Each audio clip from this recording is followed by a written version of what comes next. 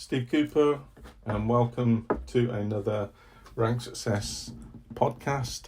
And today's podcast is going to be about the CVF competency.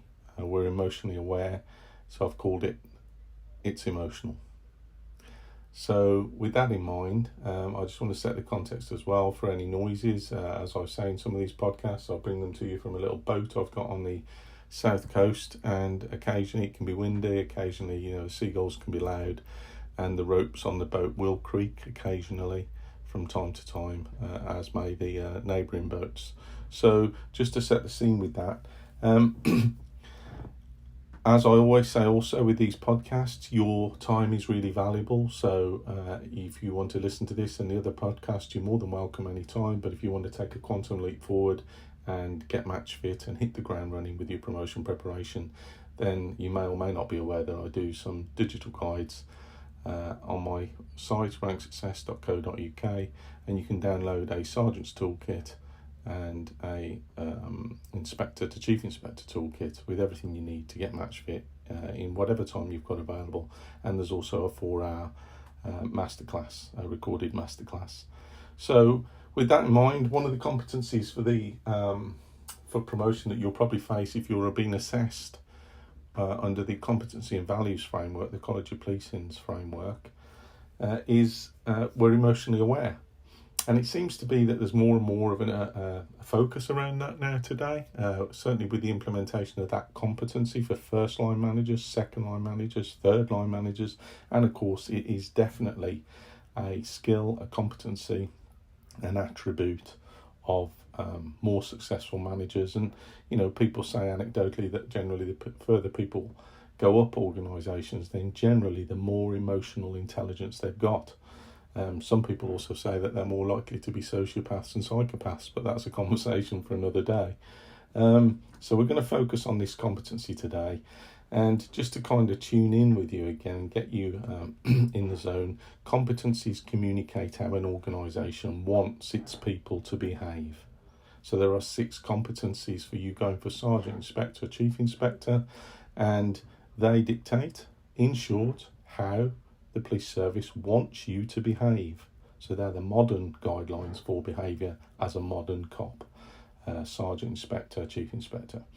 So the competencies, the CVF guidance, refer to personal qualities, as they used to be called under the policing professional framework, that are required to perform the role that you aspire to. So we are emotionally aware is the competency that's assessed in UK police promotion processes. And it's also referred to in the Future of Jobs report. So if you have a look at that, it highlights the top 10 skills required by first and second line managers going forward in the 20s, and emotional awareness ranks right up there as an ability. So unsurprisingly, it features as part of assessment processes. So Daniel Goleman is the guru, and I'll speak some more about him in this podcast. But in short, he puts it that if your emotional abilities aren't in hand, then no matter how smart you are, you're not going to get very far. And he should know a bit about it. So emotional intelligence, or emotional quotient, if you like, EQ, if you see it written down in summary, describes your capacity to be aware of, control and express your own emotions, and to handle interpersonal relationships empathetically. In short, it's what makes us human. And so as a leader operating in today's volatile, uncertain, complex and ambiguous world, so there's that term VUCA again, that's the environment which you are asking and volunteering to step into and be promoted into. So in terms of strategic awareness and preparation, VUCA is a good concept for you to get your head around, and being emotionally aware in that environment is important. So Daniel Goleman again says that without emotional intelligence, you can have the best training in the world. You can have an incisive analytical mind and an endless supply of smart ideas, but you still won't make a great leader. So it's really good food for thought for you to sit back and reflect on, and there's one of the behaviours for emotionally aware: reflection. So in this blog, we're going to have a quick look at the competency. Initially, we're emotionally aware, and the official available guidance for you.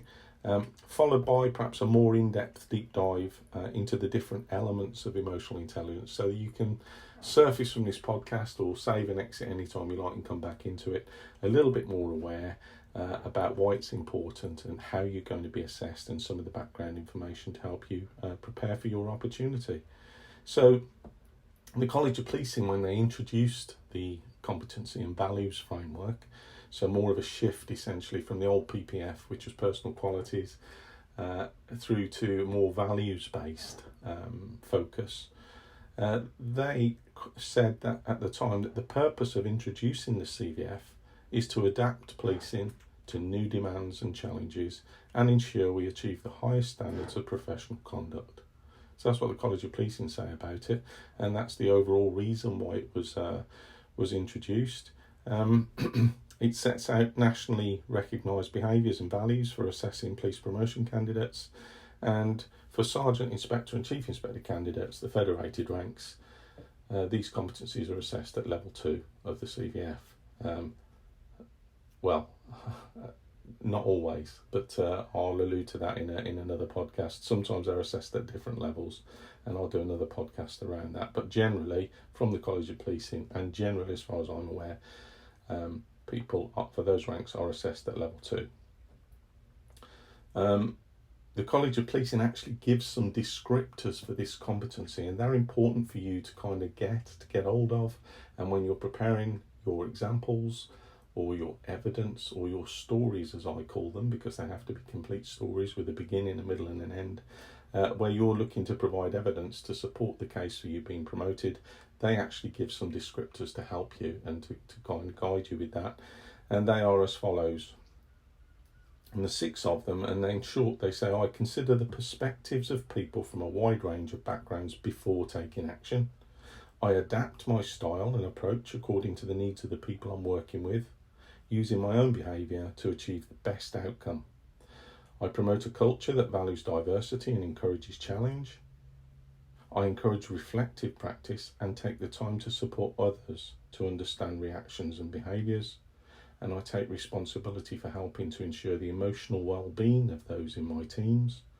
And I take responsibility to deal with any inappropriate behaviours. So there's 6 quite straightforward bullet points there to summarise what we're talking about from the College of Policing.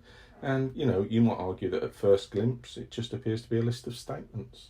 In a way, it is, but they are guidance for you to consider. So if you require any further assistance to interpret them from the College of Policing, you're out of luck, because the guidance simply refers you back to that list. So it says in the College of Policing guidance that it's expected that individuals will use professional judgment to assess the complexity and suitability of any evidence provided against the framework. So you're out of luck really in terms of any further guidance, even though forces sometimes do provide you with different levels of support ahead of a promotion process. But that's just some food for thought. So there's 6 points there to give you some that do exist, that do give you some guidance and direction. But if you want any more from the College of Policing, you're probably not going to be successful, judging by what they've said there. Now, obviously, if you do want to know more about it, if you want to see some detailed examples of what good evidence looks like at those ranks and some wider guidance and tips and information and support, then of course you can download a digital toolkit straight away, or a 4-hour promotion masterclass, and just crack on with it and listen, read, and obviously you're listening to this podcast as well. So yeah, at first glimpse, that appears to be just a list of statements. So some signposting and further direction is helpful. So one of the quotes I quite like by Banksy is, a lot of people never use their initiative because no one ever told them to. It's pretty blunt really as a quote, but it's very much true in relation to promotion selection processes. There's a lot of initiative that you can use. There's a lot of stuff you already know, and you probably already know a little bit more than you think. So often, certainly with information you can find from the College of Policing, and certainly my products and services, they're about helping to support you to understand the experiences and the knowledge that you've already got and the attributes that support you for promotion, rather than teaching you anything. Because as I often say, I can't teach you anything. I can only encourage you to think, and I can make you think. And that's the whole aim of these podcasts. All the free information that I give out, YouTube videos, podcasts like this, free blogs on my site and on policehour.co.uk. There's more free information that you can shake a stick at, but interpreting it and trying to put it together in one go can sometimes benefit from some time spent and some direction and signposting. So all the options are available for you to use your initiative if you like. Unfortunately, not all of the information hits all of the areas that you need to think about. So in relation to this competency, rather than just becoming frustrated with this situation, as many candidates tend to do, it's exactly the time to demonstrate emotional awareness. So one aspect of emotional awareness is self-awareness. So insight into your own emotions and understanding your own strengths or limitations is part of the first kind of aspect of emotional intelligence and emotional awareness. So another aspect is self-management, your resilience and your ability to remain calm under pressure. Well, that's important if you're going to be a supervisor, manager or leader. And with shifts and shift work and other life commitments, compiling that promotion application or preparing for a promotion board with just a few weeks' notice can certainly put you under added pressure. And that's what this podcast is about the background reading, the background listening, and the background preparation that you can do. And it's essentially a choice. So you either choose to prepare before an opportunity or you don't. And the consequences are many and varied, really, and they do include also, if you don't do any of that, still being successful. So I don't by any means say that there's any one resource out there's any one way of preparing that's right, but this is basically about just giving you some wider level information that you can chill out and relax to, and it's free. So the list of competency descriptors that the College of Policing provide you with, they only offer signposting and direction, and from there essentially it's over to you and your own initiative. It's time to think things through, to reflect and to start considering what evidence you've got to support the case for you being promoted. And that's generally when the realisation dawns that it's not easy preparing for promotion, it's hard. And underestimating the time that it can take you to articulate your own promotion evidence and to align it with the competencies and the descriptors provided is something that many unsuccessful candidates have in common. And that's partly because the CVF requires a focus on how you achieved tasks, not just what you achieved. So some time spent now familiarising yourself with the competencies, in this case we're emotionally aware, and the CVF descriptors is time well spent. Now, one of the things that people often say is, yeah, Steve, but they might change the goalposts or move the goalposts by next year. And that's a good analogy that cops often use. I would just use Marcus Aurelius' quote, really, to rebut that and say that change is the only constant. And if you look through police promotion processes over the last few years, that quote is an accurate slam dunk.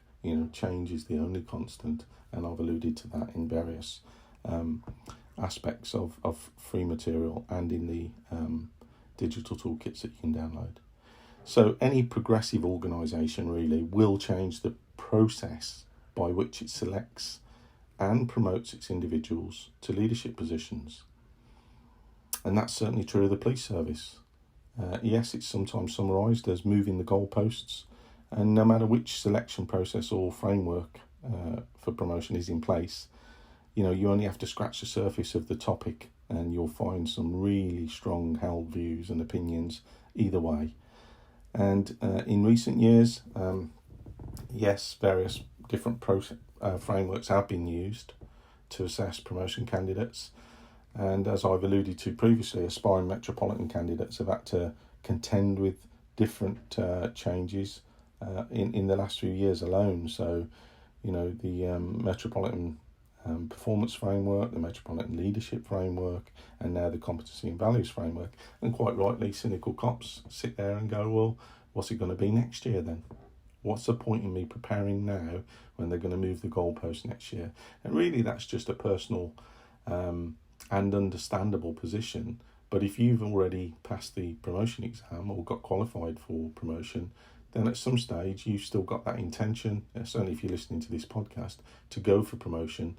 And there is a lot of depth and breadth of preparation that you can do that is not necessarily focused around the framework itself. So when we're talking about topics and subjects like this, emotional awareness, it cuts much wider than, just the police environment and police promotions. It cuts across other organisations, and this particular skill or attribute is really highly valued in organisations, and certainly within the context of leadership. So, in one way, luckily all forces are orientating themselves now and aligned to the CVF, which at least provides some national consistency, albeit with some local tailoring between forces, where forces look to rebrand or reclaim the CVF for themselves and interpret it in their own way.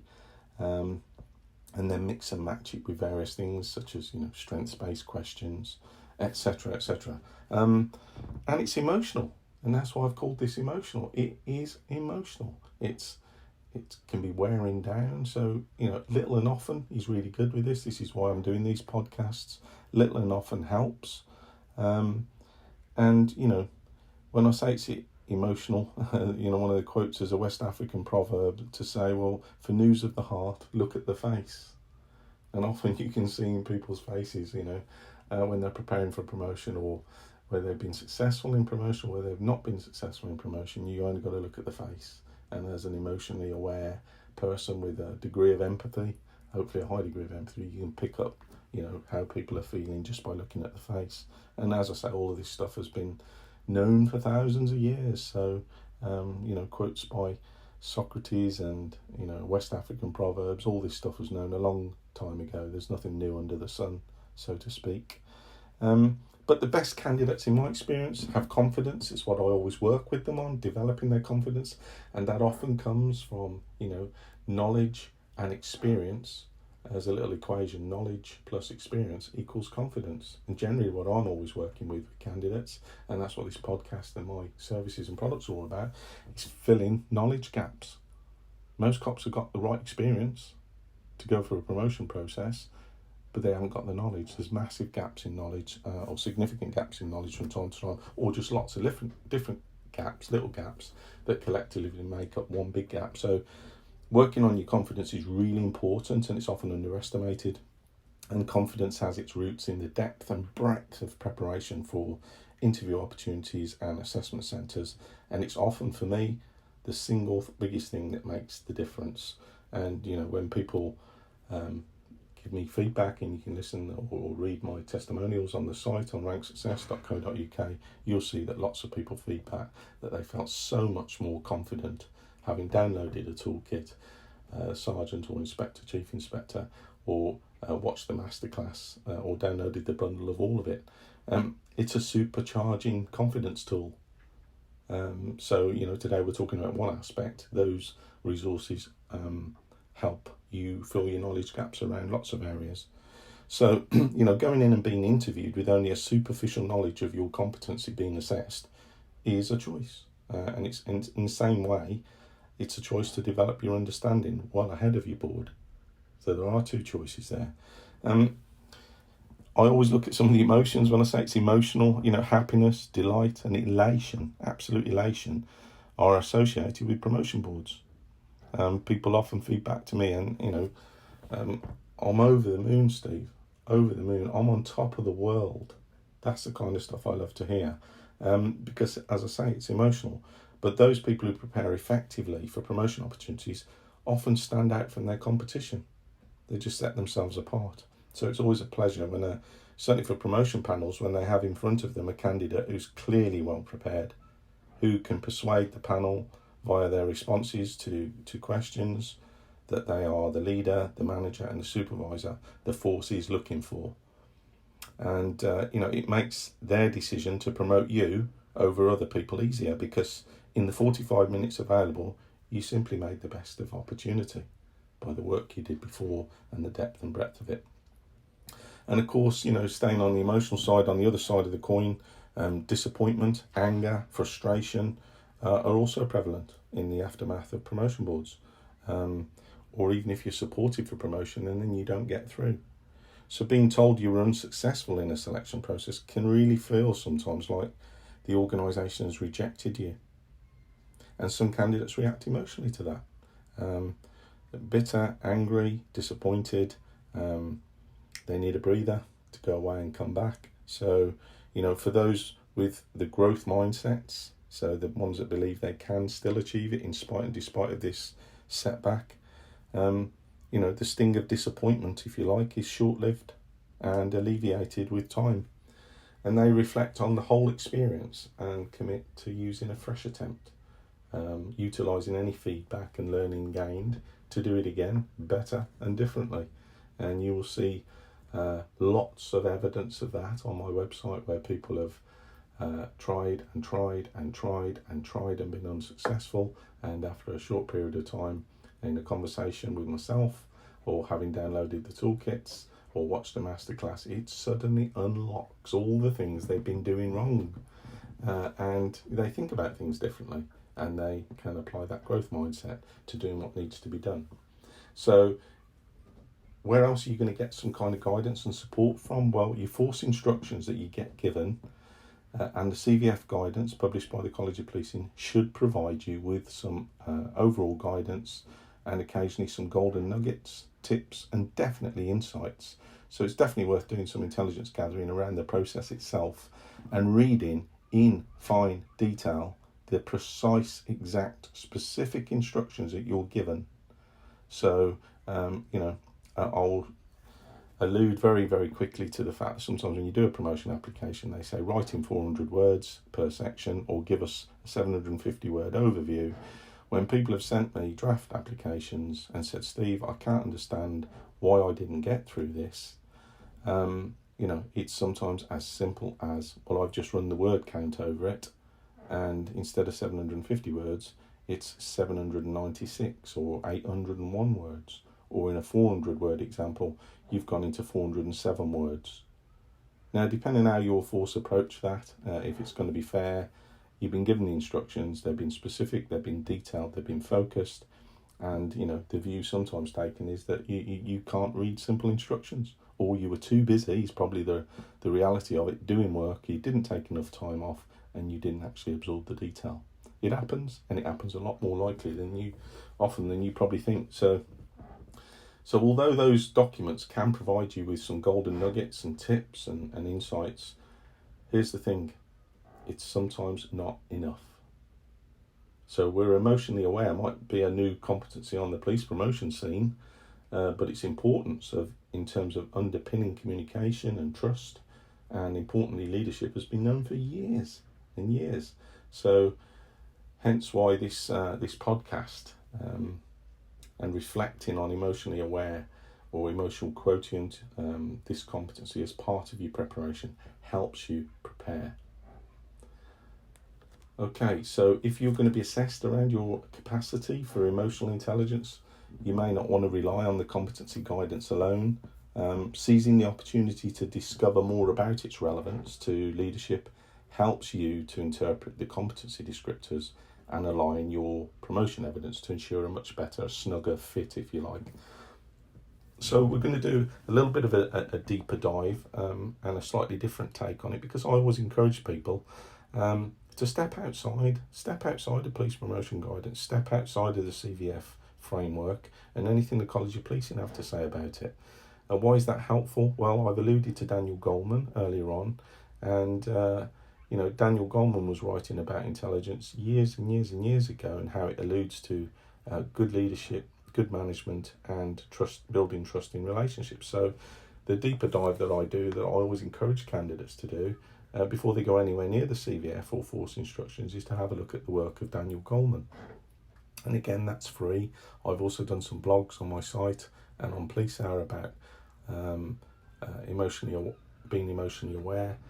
So together with all of these things, you can get a much broader awareness and understanding of it, and then come back to the CVF guidance, and it suddenly makes sense, and you can build in your own experience through it as well.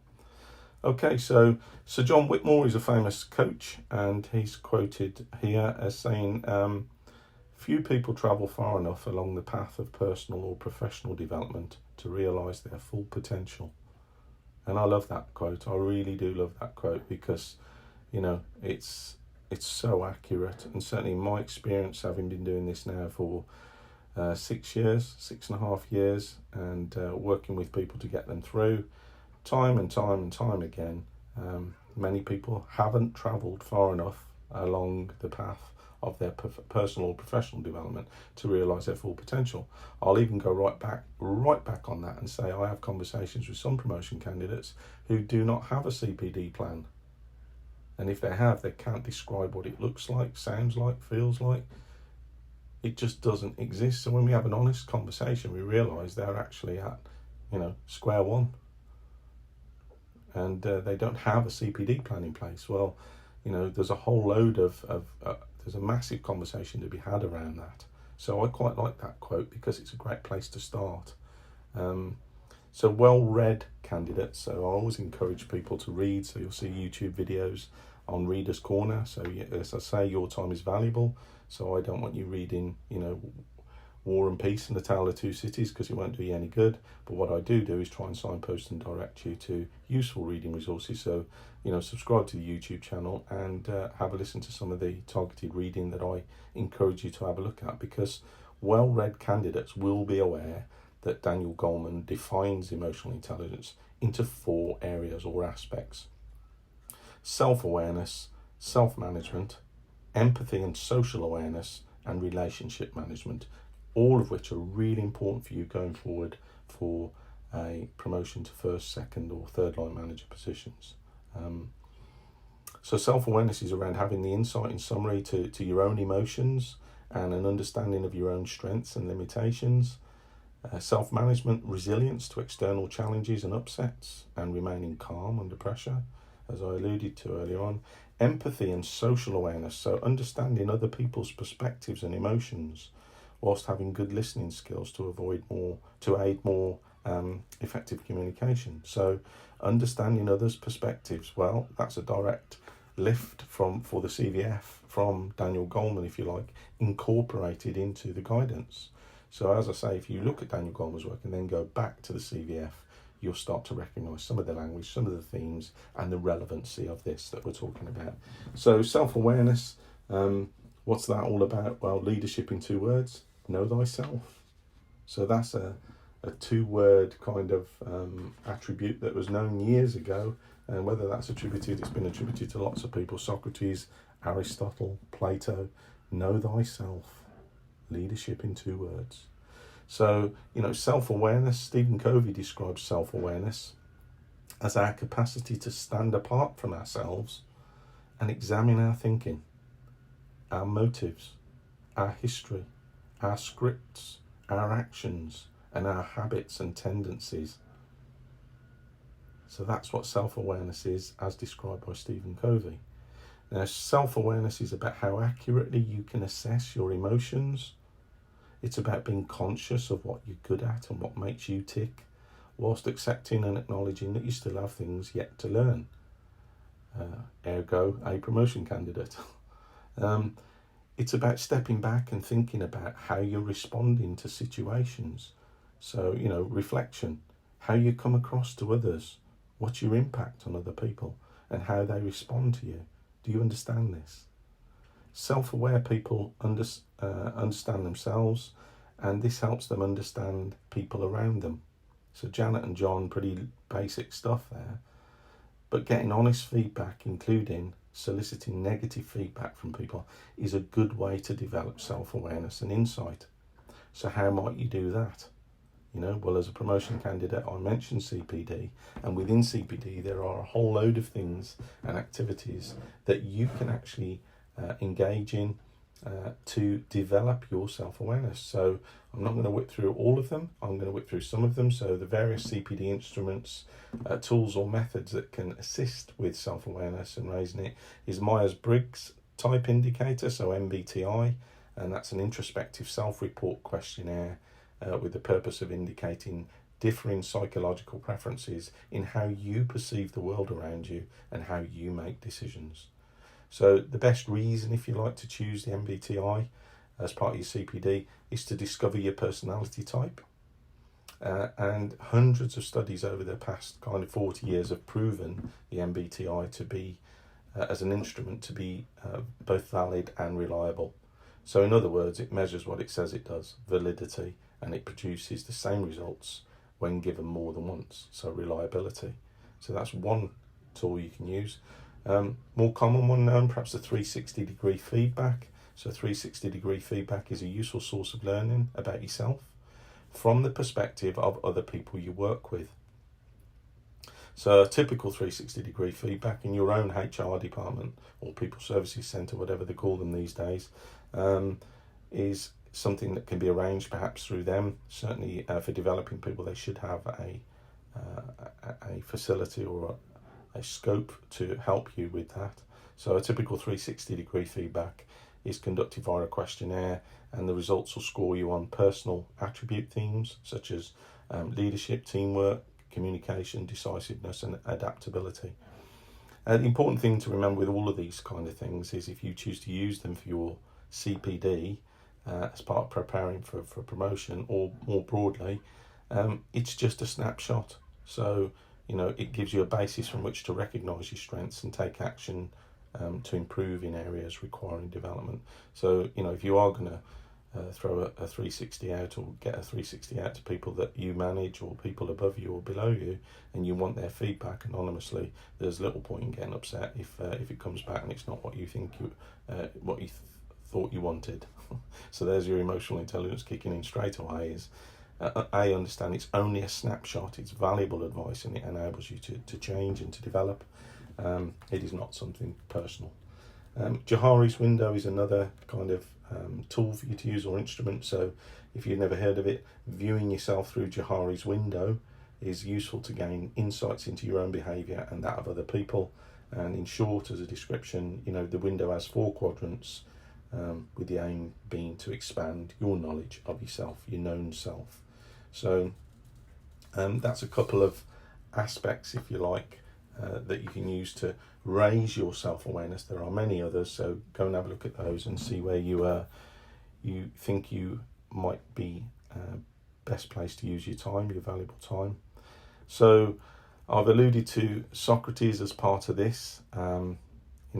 A Greek philosopher, Socrates, he believed the highest form of human excellence is to question oneself and others, and that wisdom comes from introspection. So he believed that he was wise because he knew he had no knowledge, whereas others thought they were wise but did not know their ignorance. So introspective questions, ones that you can't go to for anyone else for help, are really good at developing your self-awareness. So here's one: how are your values? How are your values? That's a powerful question because it compels you to look inward for answers. And in doing so, if you answer that properly and give it the time it deserves, you will enhance your own self-awareness. That's the kind of thing that really shines through on promotion boards. So doing this work really does help. And if you want to look at other ways of doing that, then clearly they are contained within my digital toolkits and promotion masterclass and other products that I give away. So you can download those at any time and use your time effectively. So defining your values at a personal level forces you to decide what's most important in your life. And only you can decide what those values are for yourself. It's an essential step. It's some really good work you can do, and it's a great exercise for anyone who aspires to lead other people. So the position of sergeant or inspector in itself does not contain any values. Only once the role is occupied does it take on your values. And if your values mesh with the force and wider policing values, then promoting you to that position is a good fit. So it's about congruence, and that congruence is reflected, if you like, in the work that you do introspectively. So given that you're going to behave according to your values, and that those values can be defined and discussed, it's not surprising that you may be required, if you like, to share some of that and the insights around that and your personal values with your interview panel. So how are your values? There's a question for you to get to work on. What's important to you? How do your values inform your actions? And what is the leadership you need to provide? That's a great question for promotion candidates. What is the leadership you need to provide? Just imagine that being asked. Whether you go sergeant, inspector, chief inspector, it cuts through all of those. It cuts through CVF level 2. It cuts through the competencies. You're applying for a leadership role, and in context, that's about leadership for people, performance, and change. So, what is the leadership you need to provide? It's a gift of a question for a well-prepared candidate who has sat down and reflected on these issues. So it's important because practicing introspection like this develops your self-awareness and your ability to lead with compassion. Okay, so that's self-awareness. That's one of the first parts that, number one, that Daniel Goleman identifies as emotional intelligence. The second point is self-management, resilience. So Angela Duckworth, and you can look at Angela Duckworth's famous video on grit. She describes resilience as grit. Grit is a passion or a perseverance for long-term goals. So having stamina, sticking with your future, day in, day out, not for a month, but for years, to make that future a reality. I love that kind of stuff. That's the kind of stuff that really inspires me. So have a look at Angela Duckworth's video on TED. I think it is TED Talks. Just Google TED Talks. Search for that, and you will find her video, and she describes what grit is and why people have grit and why some people don't. So self-management is the ability to control your own emotions, as I alluded to, but effective self-management is an important skill that really underpins resilience. So a significant question, if you're aiming to occupy any leadership position, and a good indication of self-management, self-awareness is how do you manage stress? How do you manage stress? Really important. And it's something a promotion board might want to know, but certainly you may want to kind of visit that yourself as part of your preparation. Emotionally resilient people are more effective at managing stress than non-resilient people. Everyone has down days, and you're going to have down days, but that's natural. But how do you bounce back? And some people talk about resilience as bouncing back, the ability to bounce back. If you mix that in with well-being and a good structured approach around how you learn, I would also ask you, how do you bounce forward? This is not just bouncing back, it's about bouncing forward. And if you like, it's another good analogy or metaphor for what you're doing now, listening to me in my dulcet brummy tones, speaking to you. How do you bounce forward? Because that's what you're going to do. You're going to bounce from where you are now onto the other side of a selection process, promotion selection process, and be successful by making a commitment to get to work on this and to do that kind of introspection work yourself. So don't be surprised if you get asked about this in an interview. And if you're not aware of how you behave when you're under stress, then you're not going to be aware of your impact on other people, because they know how you behave under stress. Do you know how you behave under stress? So if you're able to effectively manage stress in a leadership role, you'll be more emotionally resilient. That's the thinking around that. And emotionally resilient people tend to have realistic and attainable expectations and goals. Well, that's what you're trying to do now, is set your expectations and your goal of promotion or promotions. Emotionally resilient people tend to be empathetic towards other people, so they've got a higher degree of empathy. They tend to be effective communicators with good people skills. Well, again, if you haven't now, you can develop those, and you do that through your CPD approach. They tend to show good judgment and problem-solving skills. Well, ding, ding, ding, ding, ding, we're hitting all the right bells here, aren't we, for you going for promotion for police leadership positions to sergeant inspector, chief inspector. So showing good judgment, well, professional judgment, that's part of the NDM, decision-making, problem-solving skills, neighbourhood policing, problem-orientated policing, problem-solving models, etc., etc. All the things that you can import in to show how you do things and how you consider how other people's perspectives.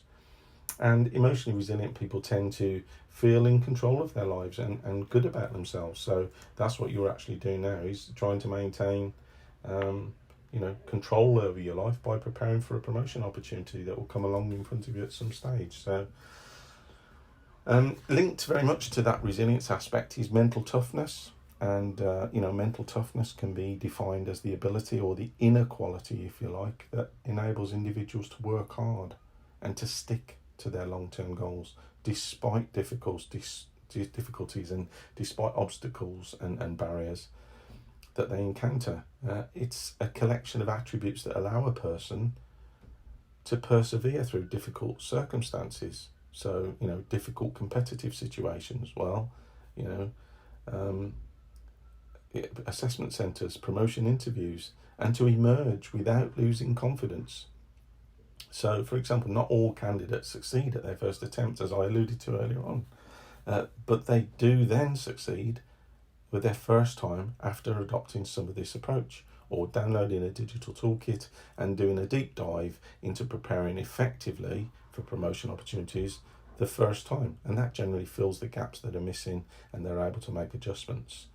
So, Angela Duckworth, who I alluded to earlier on in terms of grit that she talks about, studied a lot of high achievers as part of her work, and she believed that they were special in two specific ways. They were unusually resilient and hardworking, and secondly, they knew in a deep way what they wanted. So, is she talking about you? Am I talking about you there? They had determination and direction. And from a motivational perspective, she uses the term grit to describe that passion and that perseverance to achieve your goals. And in short, really, it's your amount of grit, mental toughness and perseverance that predicts your level of success in life more than talent or any other factor. And you're going to need it as a police leader, manager and supervisor. So you're going to need grit, you're going to need resilience, that ability to bounce back or bounce forward. So have you got it? Do you have grit? How are you currently thinking about that? Have you done any work around that? Can you talk proactively about yourself in terms of emotional intelligence and your degree or level of resilience and grit? Okay, so that's number 2. I said this was a deep dive, so if you need to make a coffee or something, it's great that you can kind of press pause if you want to and come back and listen to this. So the third part that Daniel Goleman talks about with emotional awareness is empathy and social awareness. So empathy is described by Alfred Adler as seeing with the eyes of another, listening with the ears of another, and feeling with the heart of another. And I like that description. I like the way he lays that out there in terms of describing what empathy is. There are other descriptions of it, so have a look at which one resonates with you. So it's empathy and social awareness as an ingredient, as a component of emotional awareness and that competency that you're going to be assessed on. So empathy is the ability to communicate and to lead by understanding others' thoughts and views and feelings, and therefore obviously caring about them as well. So empathy is a critical skill for any leader. And when Daniel Goleman talks about it, he suggests that there are 3 types of empathy that operate in different areas of the brain. And putting all 3 together is a recipe for better relationships. Now, certainly for chief inspectors and inspectors, how you build relationships is important for you to understand. So not just what you do, I build trusting relationships. That's great. That's a statement. That's a general kind of thing. How do you do it? Why do you do it? And what skills do you draw out from yourself or rely upon of your own to do that? Because that's demonstrating the competency we're emotionally aware. So, empathy is a critical skill for any leader. And the first one that putting these 3 things together that Goleman talks about is cognitive empathy. So, we've all probably heard the phrase, when you walk a mile in the other person's shoes, you're actually discussing cognitive empathy. And it's the awareness of and understanding of someone else's perspective, which is a crucial part of maintaining good connection and communication with people. Excuse me. The second part of what he describes there of empathy is social empathy. So the social side of empathy that he's alluding to there is sensing immediately what the other person is feeling.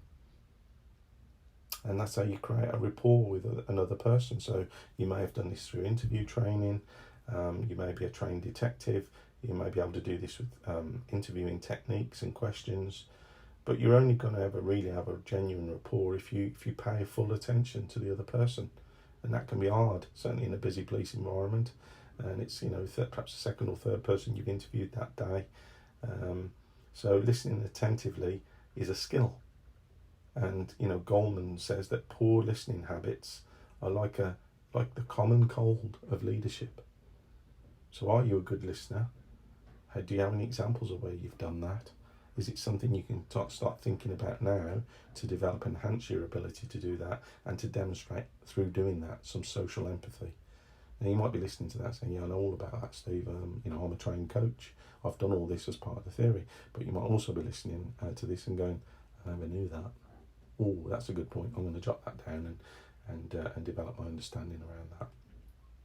So the third point around Goleman's talking around in your brain, if you like, so cognitive empathy, social empathy, is empathic concern. So the third type of empathy is extremely important, Goleman says, and equally underrated, and he calls it empathic concern. So if I have someone in my life who's in distress, I'm not just going to feel it, I'm going to want to help them, is the way Goleman puts it. So if you don't tune in, if you don't know what's going on with another person, you're going to be off. So you need to have all three of those areas: cognitive empathy, social empathy, empathetic concern or empathic concern. And, you have to have all three to have a good interaction. So what we've done here, we're doing a deeper dive, we're splitting it down into its component parts for you to think on and reflect, and then you can go back to the CVF guidance and perhaps more holistically and comprehensively from a point of understanding, start interpreting your own evidence, because you can start to see now how great examples, I don't just mean, there's an example for promotion, great examples are compiled and contain succinctly a lot of different elements that set themselves apart from, general bog standard, I'll call it, applications, off the top of your head. So refining them and kind of thinking through them is a good way of demonstrating your emotional awareness as well. So social awareness gives you the ability to understand and to respond to the needs of others. And if you get it wrong, you may well be seen as uncaring and insensitive. So understanding other people's feelings really is central to emotional intelligence, and enhancing your own social awareness can be achieved by improving your listening skills, thinking before you answer. Well, there's a good free tip from Daniel Goleman for interviews, and providing clear answers. So paying close attention to interactions with other people and taking time to think about your own feelings will also assist. And the fourth point, really very quickly, but not last but not least, if you like, is relationship management. So the fourth point of emotional awareness is relationship management. So that means that you know how to develop and to maintain good relationships, to communicate clearly, to inspire and influence other people, and to work well in a team, and especially as a leader and as a manager and as a supervisor, to manage conflict. So you can see how you could easily get an assessment test of managing conflict on a team or a performance issue, and they want to know how you're going to deal with it. Okay, so you can see how this competency can be linked to either questions, rear-facing questions. Give us an example of when you've demonstrated emotional awareness, the competency emotional awareness in the workplace, or how will you demonstrate during periods or times of conflict with team members your emotional awareness as a forward-facing question. So again, these are the kind of things that we talk about and fine-tune and hone for people to deliver the best performance on promotion processes. But you can do that straight away by just download some of the digital resources, the Sergeant's Toolkit, Inspector or Chief Inspector's Toolkit, and crack on with this in a much broader way. But you can also drill down into the detail and reflect on your own evidence and examples before you submit them, or verbally offer them in an interview. So Daniel Goleman describes competence in relationship management as influence. So your ability to build a consensus, if you like, and to win people's support by being able to focus on what's important to others. Leadership, be the person that others choose to follow, and they're going to choose to follow you. I always look at that and think, be the person that others choose to follow, because leadership's delivered, if you like, at all levels of the organisation. So PCSOs, constables, police staff members are all very good at leading at their own level, and sometimes above their own level. But what we're talking about here is leadership in the context of a formal leadership position. So sergeant, inspector, chief inspector. So leadership, be the person that others choose to follow. Developing other people, well, that's an absolute massive one, because I alluded earlier on to CPD and the kind of ignorance, if you like, or the gap, if you like, of understanding just how critical that is. Developing yourself, that's taken for granted, but the link to leadership and responsibility of developing other people, because that's what good leaders do. They develop themselves, but they also provide development opportunities. So recognising your strengths and offering opportunities and challenges to develop them is important. Communication, so planning your communications to ensure the right emotional tone is used. That's why it's always good to count to 10 before you send an emotional email, and that's where I think they're coming from with that.